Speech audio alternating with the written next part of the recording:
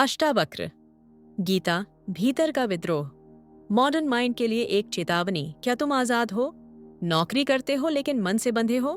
रिश्ते हैं लेकिन भीतर खालीपन है? क्या तुम्हें लगता है कि जीवन सिर्फ जिम्मेदारियों का बोझ है? तो फिर तुम्हारे लिए ये वीडियो एक क्रांति हो सकता है। आज हम बात करेंगे अष्टावक्र महागीता की, वो ग्रंथ जिसने मैं कौन हूँ जैसे सवाल को सबसे सटीक और साहसी जवाब दिया। अष्टावक्र कौन थे? अष्टावक्र का नाम उनके शरीर के 8 मोड़ों की वजह से पड़ा, लेकिन वो शारीरिक रूप से टेढ़े नहीं थे। वो समाज के झूठे ढांचों को तोड़ने वाले, सच के सीधे रास्ते पर चलने वाले ज्ञानी थे। जब राजा जनक जैसे ज्ञानी भी ज्ञान की तलाश में थे, तब अष्टावक्र केवल एक किशोर वंग का युवक था, जिसने दरबार में खड़े होकर कहा, राजा, यहाँ विद्वान बैठे हैं लेकिन कोई ज्ञानी नहीं है। सोचिए, एक बालक इतना साहसी कैसे हो सकता है? आज जब हम किसी इंटरव्यू में जाते हैं तो हम घबराते हैं कि लोग क्या सोचेंगे। अष्टावक्र समाज की परवाह नहीं करते, वो सत्य की परवाह करते थे। तू शरीर नहीं है, यह कथन क्या कहता है? अष्टावक्र कहते हैं, यदि तू मुक्ति चाहता है तो जान कि तू न तो शरीर है न मन, तू शुद्ध चेतना है। आधुनिक विज्ञान कहता है कि हमारी पहचान ब्रेन के न्यूरॉन्स से जुड़ी है, लेकिन क्या चेतना सिर्फ ब्रेन में होती है? जब आप सपना देखते हैं, सपने में शरीर नहीं होता, फिर भी अनुभव होता है। जब ध्यान में जाते हैं, शरीर वहीं होता है, लेकिन आप उसे भूल जाते हैं। इसका मतलब आप अनुभव हैं, शरीर नहीं। सुख बाहर नहीं, भीतर है। अष्टावक्र बार बार कहते हैं, जैसे ही तू बाहर कुछ पाने की इच्छा करता है, तू बंधन में आ जाता है। आज का इंसान कार, घर, लाइफस्टाइल के पीछे भाग रहा है और फिर भी डिप्रेशन में है। सोशल मीडिया पर हजारों लाइक्स मिल जाएं, लेकिन असली खुशी नहीं आती। क्यों? क्योंकि खुशी एक भीतरी स्थिति है, बाहर की चीज नहीं। ज्ञान और विद्रोह। अष्टावक्र का ज्ञान विद्रोही है। वो कहते हैं, शास्त्रों को मत पकड़ो, स्वयं को जानो। ये बात ओशो, बुद्ध, कबीर सभी ने कही है। स्कूलों में हमें इतिहास, गणित, साइंस सिखाया जाता है, लेकिन मैं कौन हूँ कोई नहीं सिखाता। कोई ये नहीं बताता कि असली शिक्षा आत्मज्ञान है। अष्टावक्र कहते हैं, जो कुछ भी तूने सीखा है उसे छोड़ दे और बस अपने भीतर उतर। अष्टावक्र के अनुसार मोक्ष कोई स्वर्ग नहीं है, मोक्ष है मोह से आजादी।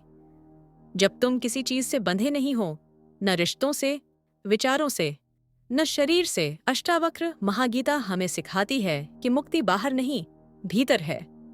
आत्मज्ञान किताबों में नहीं, खुद को देखने में है। और असली आजादी समाज के ढांचे तोड़कर अपने स्वरूप को जानने में है। अगर तुम भी अष्टावक्र के इस विद्रोह को समझना चाहते हो, तो बस एक प्रश्न अपने भीतर रखो, मैं कौन हूं? और फिर देखो, दुनिया बदलती है या तुम? क्या आपको लगता है कि आप बहुत बुद्धिमान हैं? क्या आप तर्क करते हैं, सोचते हैं, विश्लेषण करते हैं? तो रुकिए। अष्टावक्र कहते हैं कि यही बुद्धि ही तुम्हारा सबसे बड़ा बंधन है। कैसे? चलिए इस रहस्य को खोलते हैं। बुद्धि और आत्मा दो अलग मार्ग। अष्टावक्र कहते हैं, जो आत्मज्ञानी है वह विचार नहीं करता, वह जानता है। विचार करना अज्ञान का लक्षण है। यानी बुद्धि वो है जो सोचती है, लेकिन आत्मा वो है जो जानती है। हमारा दिमाग लगातार सोचता रहता है, क्या सही है, लोग क्या कहेंगे, मुझे क्या करना चाहिए। पर जब कोई खतरनाक स्थिति आती है तो क्या हम सोचते हैं? नहीं, हम फौरन निर्णय लेते हैं। यह है अवेयरनेस। सोचना धीमा है, जानना तेज, स्पष्ट और सीधा होता है। मन की पहचान ही बंधन है। अष्टावक्र कहते हैं, जब तक तू मन को ही स्वयं समझता है, तब तक तू बंदी है। आज हम कहते हैं, मैं दुखी हूं, मैं तनाव में हूं, मैं गुस्से में हूं। पर जरा सोचिए, अगर आप कह रहे हैं मैं दुखी हूं, तो दुख एक अनुभव है और आप उससे अलग हो। तो आप दुख कैसे हो सकते हैं? विचार छोड़ो, देखने वाला बनो। अष्टावक्र कहते हैं, साक्षी बन जा और सब बंधन टूट जाएंगे।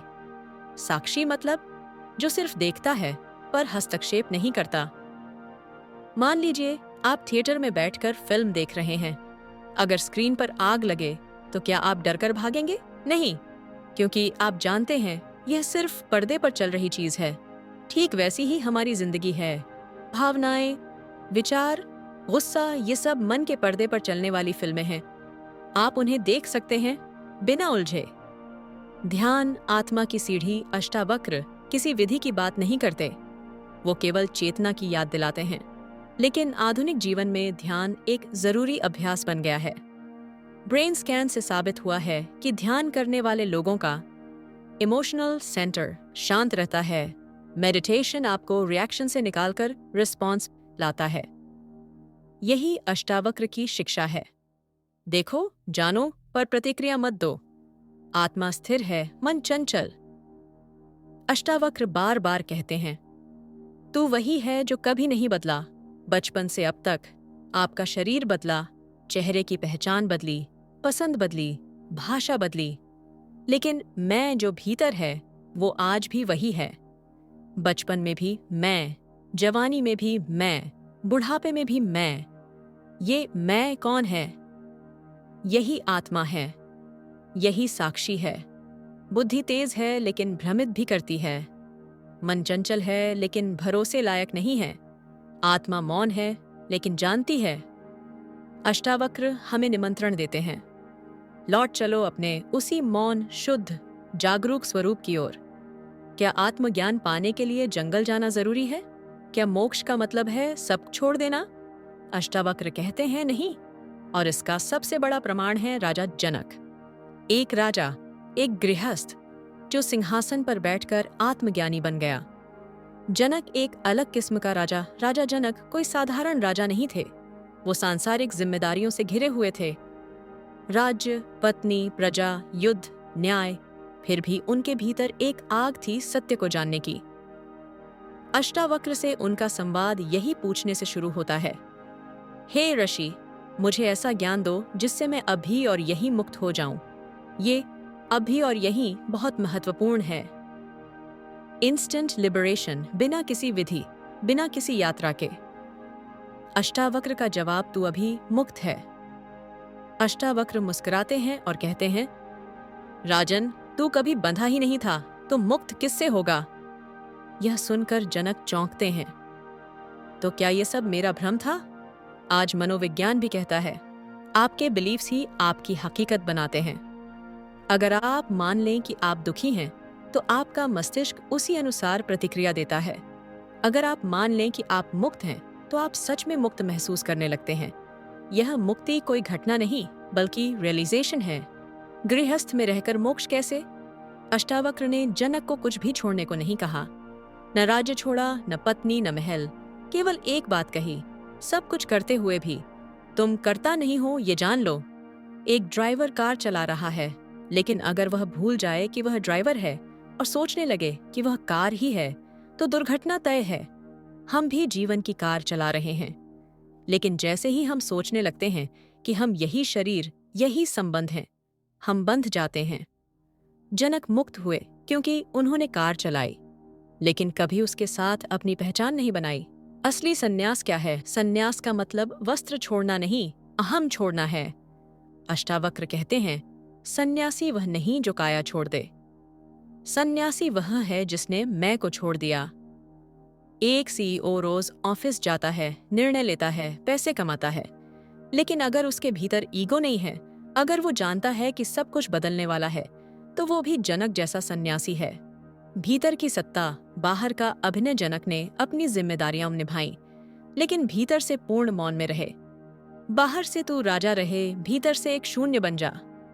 यही अष्टावक्र की कला है। जैसे अभिनेता मंच पर किरदार निभाता है, लेकिन जानता है कि वह किरदार नहीं है, वैसे ही जनक जीवन के रंगमंच पर अपने रोल निभाते रहे, लेकिन मैं कौन हूं का बोध कभी नहीं भूले। जनक का जीवन हमें सिखाता है, मोक्ष जंगल में नहीं, मन की जड़ों में है। सन्यास गेरुए कपड़े नहीं, कर्ता भाव का विसर्जन है। आप जो भी कर रहे हो, अगर आप साक्षी बन सकें, तो आप मुक्त हैं। यही अष्टावक्र की क्रांति है। अब और यही में मुक्ति।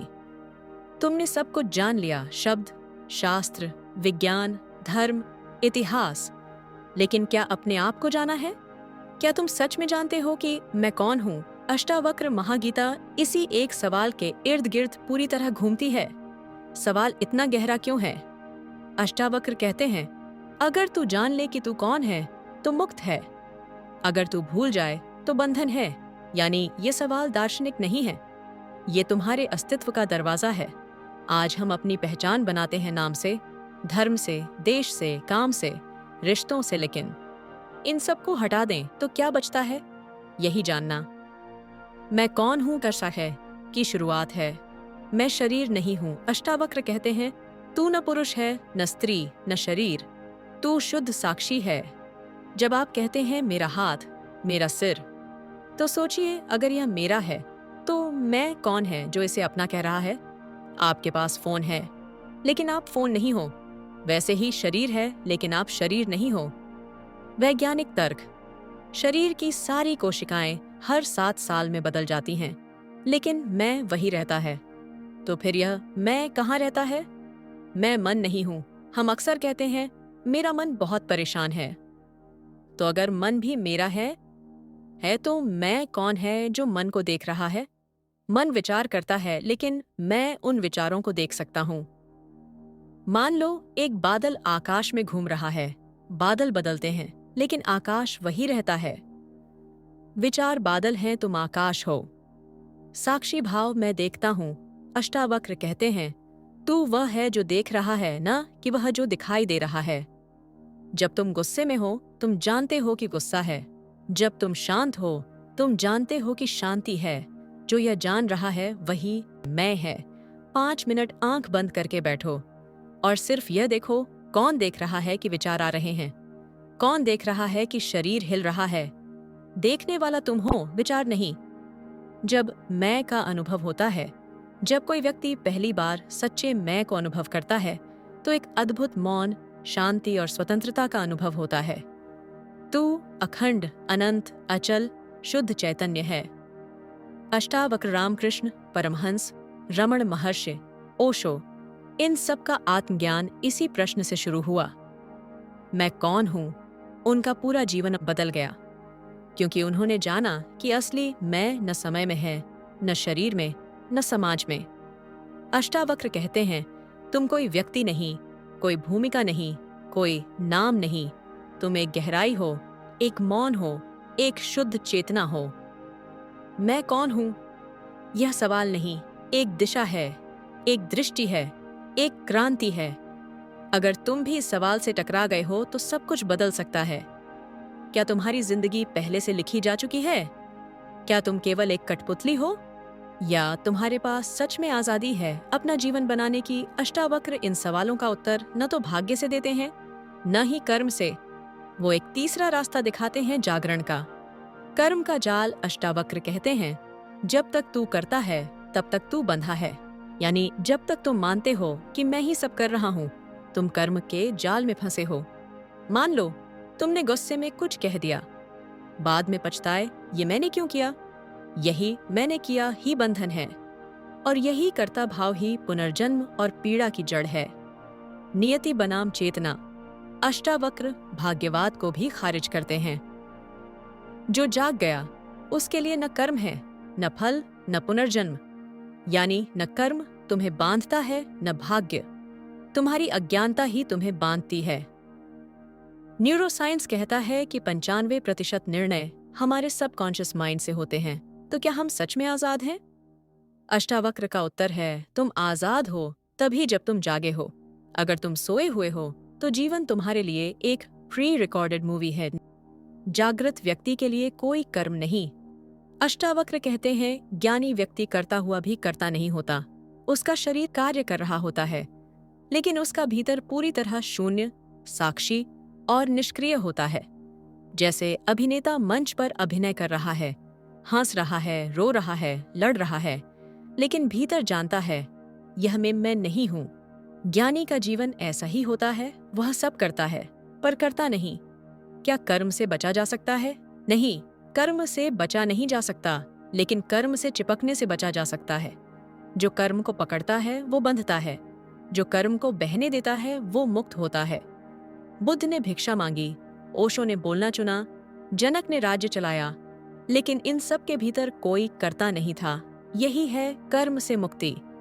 कर्म, नियति और अब अष्टावक्र का संपूर्ण संदेश यही है। सिर्फ इस पल जागो और सब जाल टूट जाएगा। न भविष्य को सुधारो, न भूत से भागो। इस पल में अगर तुम साक्षी बन गए तो तुम्हारी नियति बदल गई। कर्म करने से नहीं, साक्षी बनने से मुक्ति मिलती है। नियति तुम्हें बांधती है।